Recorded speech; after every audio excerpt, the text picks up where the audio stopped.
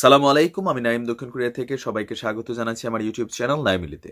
যদি ভালো লাগে তাহলে সাবস্ক্রাইব, আর যদি ভালো না লাগে দেখতে থাকুন, দেখতে দেখতে ভালো লাগা ভালোবাসা হয়ে যাবে ইনশাল্লাহ। নাইম ভাই, এতদিন ধরে আপনাকে দেখি, আপনি আসলে আজকে এটা কি খবর দিলেন? এতগুলা কমেন্ট, অনেক গালি টালি, তারপর টুকিটাকি পাইলাম। এটা কোন ভিডিওতে?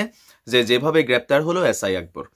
এখন ওই ভিডিওটার একটু প্রেক্ষাপট বর্ণনা করে আজকের বাকি ভিডিওতে আমি যাচ্ছি। যখন আমার কাছে এই নিউজটা আসছে, আমি ফেসবুকে অনেক জায়গায় দেখছি, বাট ফেসবুকের কোনো পোস্ট অথেন্টিক সোর্স না। গণমাধ্যমগুলো কাভার করেছে যেভাবে, আমরা নিউজটা ওইভাবেই করেছি।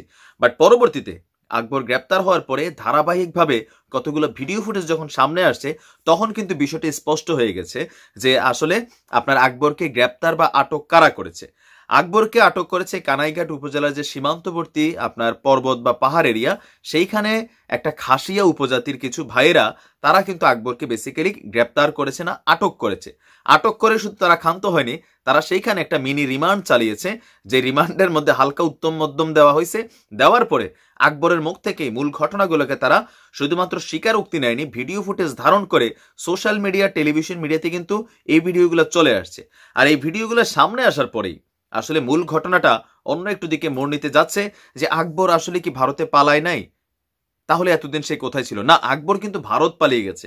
আমার ইউটিউবে একজন ভাই, সিতারা সিতু নামক একজন ভাই একটা কমেন্ট করেছেন যে উনি স্থানীয় এলাকার কোন এক পান ব্যবসায়ীর সাথে পরিচিত। ওই লোক থেকে তিনি যে বিষয়টা জানছেন, যে ঘটনার 3 দিন পরই, আমরা অনেকগুলো ভিডিও ফুটেজ রাখছি, আপনারা সেগুলো দেখবেন। ঘটনার 3 দিন পর আকবর আপনার সীমান্ত দিয়ে মেঘালয়ে চলে যায়। তো মেঘালয় রাজ্যে সে বিভিন্ন কয়েকদিন অবস্থান করে। তো সেইখানে তখন তার হাতে টাকা পয়সা শর্ট হয়ে যায়। এরপরে সে অন্য কোনো রাজ্যে প্রবেশের চেষ্টা করছিল।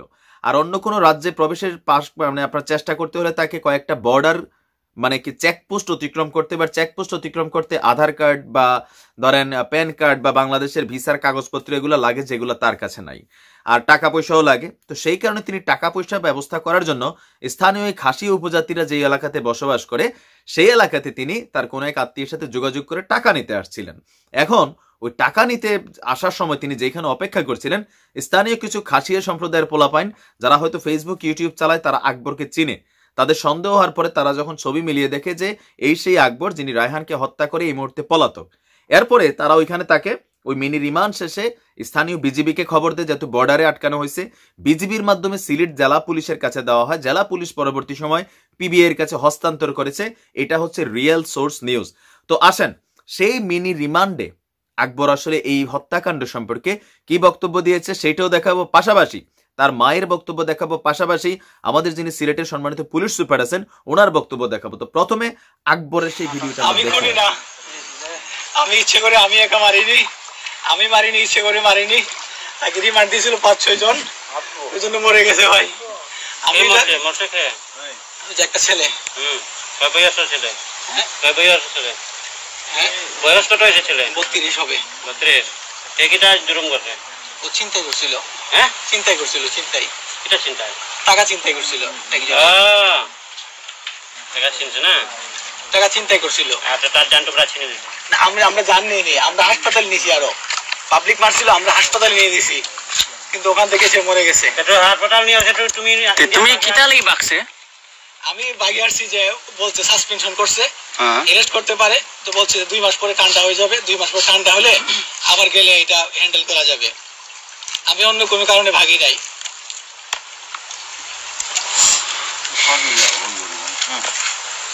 India po itu dah kan ni kan. Kor hello.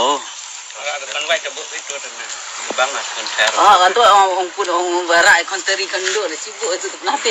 Tam tu le deting ya semua ham dak ni cok ingat. Deting.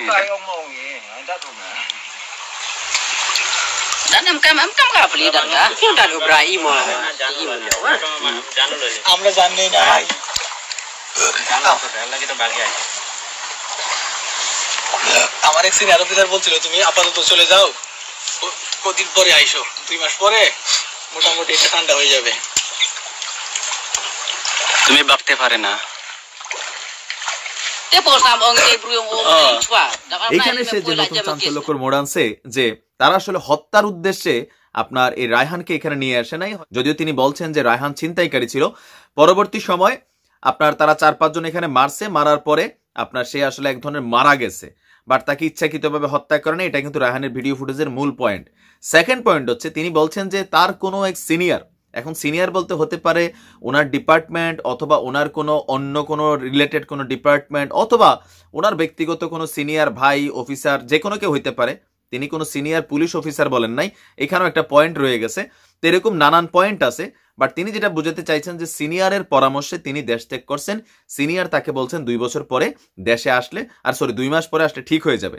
এখন এই সিনিয়ররা যদি সত্যিই জড়িত থাকে তাহলে আমাদের সিলেট জেলা পুলিশ বা বাংলাদেশ পুলিশ কি ব্যবস্থা নেবে সেটা সম্পর্কে কিন্তু অলরেডি আমাদের যিনি সিলেটের এসপি সাহেব আছেন তিনিও ব্রিফ করেছেন। তো চলুন আমরা এসপি সাহেবের মুখে একটু শুনে আসি।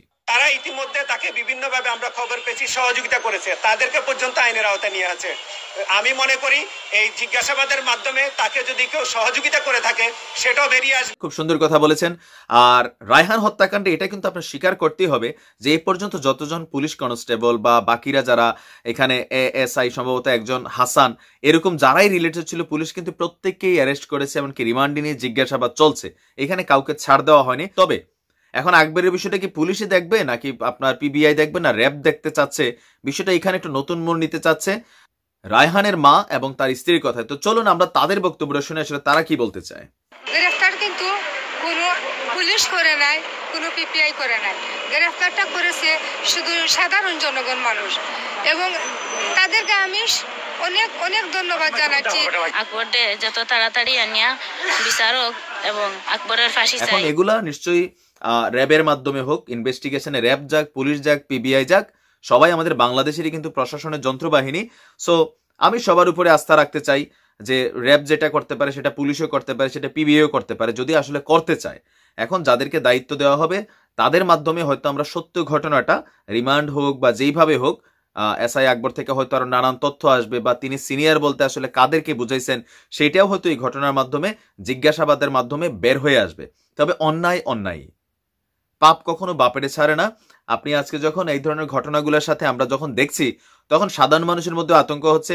ইভেন সাধারণ যারা পুলিশ ভাই আছেন যারা দিনরাত দেশের জন্য কাজ করছেন তারাও কিন্তু আতঙ্কগ্রস্ত হচ্ছেন এই ঘটনাগুলোতে।